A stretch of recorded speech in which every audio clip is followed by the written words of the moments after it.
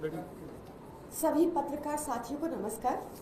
साथियों, आपने देखा होगा आजकल माननीय मुख्यमंत्री रेखा गुप्ता जी दिल्ली के कई इलाकों में दौरा कर रही हैं और उनको यूनानिमसली एक स्वर में एक ही जवाब दिया जाता है। जब वो पूछती हैं कि दिल्ली की क्या समस्या है, जवाब मिलता है ड्रग्स।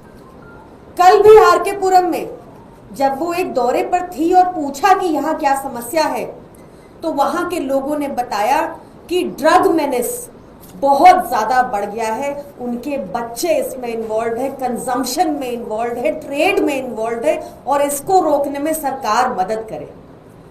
आपको ध्यान होगा कि कैसे अरविंद केजरीवाल जी और हमारे बाकी बड़े नेता बार बार माननीय गृह मंत्री अमित शाह जी को चिट्ठी लिखकर समय भी मांगते थे कि इस पर बात की जाए, दिल्ली की कानून व्यवस्था पर बात की जाए, क्योंकि दिल्ली में सीधे तौर पर कानून व्यवस्था केंद्र के अधीन आती है, अमित शाह जी के अधीन आती है।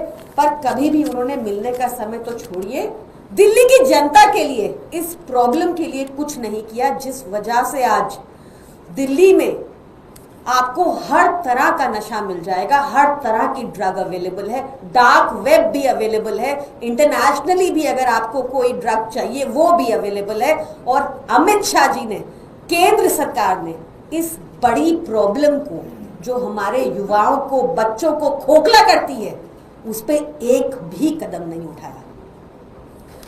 कल भी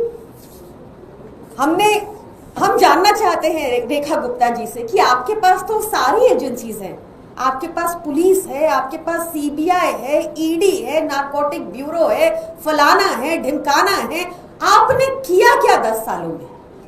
कोई एक ठोस कदम आप बता सकते हैं जो आपने किया हो? केंद्र सरकार के पास हमारे देश में बहुत सारे कानून भी हैं, आपने पीएमएलए का नाम भी सुना होगा। पीएमएलए का मुख्य ऑब्जेक्टिव होता है कि कोई भी अगर ड्रग्स के बिजनेस में इन्वॉल्व है, उस ड्रग्स से वो काला धन बनाकर, मनी लॉन्डर कर उसको सफेद कर देता है, तो ऐसे लोगों के ऊपर पीएमएलए के तहत भी कार्रवाई होगी, इन ड्रग लॉर्ड्स के ऊपर। मैं केंद्र सरकार से पूछना चाहती हूं कि पीएमएलए कानून आपने विरोधियों के ऊपर तो लगाया, वो हम सबने देखा, क्या आप एक भी ड्रग लॉर्ड का नाम बता सकते हैं जिसमें आपने पीएमएलए का कानून यूज किया हो? वो नहीं बता पाएंगे। क्या इसलिए क्योंकि भाजपा के बड़े बड़े नेता भी इसमें इन्वॉल्व है, इस ड्रग ट्रेड में, इसलिए कोई एक्शन नहीं हो रहा? पंजाब को भी पिछली सरकारों ने बिल्कुल उड़ता पंजाब बना दिया था, ये बात किसी से छुपी नहीं है। 2007 से 14 तक जब बीजेपी अकाली की सरकार थी, तब ड्रग ट्रेड खूब फ्लरिश किया, और उसके बाद जब 2021 तक कांग्रेस की सरकार थी, तो भी ड्रग ट्रेड को बहुत बढ़ावा मिला। हमने पिछले 3 सालों में पंजाब में क्या किया? क्योंकि हमारी नीयत है, क्योंकि हम चाहते हैं हमारे बच्चे सही दिशा में चले, हमने अरविंद केजरीवाल जी की अध्यक्षता में, भगवंत मान सिंह जी की अध्यक्षता में क्या कदम उठाए पंजाब में, और उसका रिजल्ट क्या निकला, वो मैं आपको बताना चाहती हूँ। पिछले 3 सालों में ही 6500 से ज्यादा बड़े स्मगलर्स को, ड्रग के बड़े स्मगलर्स को पंजाब में पकड़ा जा चुका है।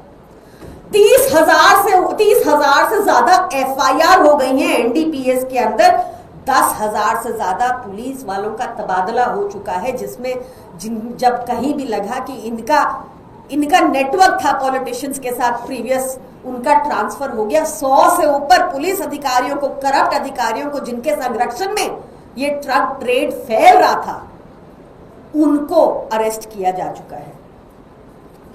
आपने दिल्ली में क्या किया, मैं ये जानना चाहती हूँ। 45,000 ट्रैफिकर्स अरेस्टेड, 45,000 टोटल नंबर है ट्रैफिकर्स का जो अरेस्ट हो गए 2022 से। हम ये सब क्यों कर पाए?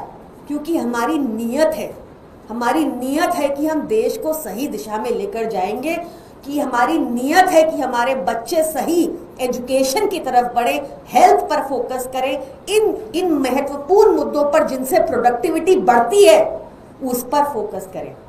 और भाजपा क्यों हमारे बच्चों को बाकी स्टेट्स में खोखला होने दे रही है। दिल्ली में भी ये ड्रग मेनेस बढ़ता जा रहा है क्योंकि उनकी नीयत नहीं है, उनको हमारे बच्चों से कोई मतलब नहीं है। उनके बच्चे बाहर फॉरेन यूनिवर्सिटी जाके पढ़े, उनको यही मतलब है हमारे बच्चे यहाँ पर ड्रग्स कंज्यूम करें, हमारे बच्चे यहाँ पर दंगे करें, उनको कोई मतलब नहीं है, वही ये बढ़ावा दे रहे हैं। ये बेहद गलत है। मैं चाहूंगी कि माननीय मुख्यमंत्री रेखा गुप्ता जी, अब तो आप यहाँ की सीएम हैं, गृह मंत्रालय में अमित शाह जी हैं, आप उनसे मिलिए। अगर भाजपा के लोगों का संरक्षण नहीं है इन ड्रग ट्रैफिकर्स को, इन ड्रग लॉर्ड्स को, तो उनको अरेस्ट करवाइए, एक प्रेसिडेंट सेट कीजिए ताकि ये बढ़ता ही ना जाए ट्रेड, ताकि ये फ्लरिश ना होता रहे जैसा हो रहा है, जैसा आपको हर जगह दिल्ली में सुनने को मिल रहा है। धन्यवाद। अभी पिछले दिनों गृह मंत्री ने एक मीटिंग भी की थी कानून व्यवस्था को लेकर, उसके बाद खबर आई थी कि ऐसे मामलों में त्वरित कार्रवाई होगी। आपको लगता है कि थोड़ा आपको इंतजार करना चाहिए इससे लेकर आगे क्या कुछ कार्रवाई होती है, पुलिस क्या एक्शन लेती है? देखिए, कानून व्यवस्था, Delhi police, law and order पिछले 10 सालों से अमित शाह जी के अधीन है, भाजपा के अधीन है, केंद्र सरकार के अधीन है, तो किस बात की वेट करते रहना है हमें? 10 साल क्या पर्याप्त नहीं थे इनको? 10 साल में दिल्ली में ड्रग का ट्रेड और फ्लरिश कैसे हो गया? 10 साल में दिल्ली में आपको हर तरह की ड्रग, इंटरनेशनल ड्रग्स भी मिलने लग गई डार्क वेब से। 10 सालों में हर तरह की समस्या ड्रग से रिलेटेड इतनी बढ़ी कि आज का जब मुख्यमंत्री जमीन पर जाती हैं तो उनको एक ही प्रॉब्लम दिख रही है, एक ही स्वर में आवाज आ रहा है कि ड्रग्स की प्रॉब्लम बढ़ गई है। इस पर भाजपा ने क्या किया? अब तक कितने लोगों के ऊपर पीएमएलए लगा दिया, ड्रग लॉर्ड्स के ऊपर कितने लोगों को उन्होंने पकड़ लिया? क्यों ये ट्रेड फ्लरिश करे जा रहा है? क्या वजह है? इसका जवाब दें।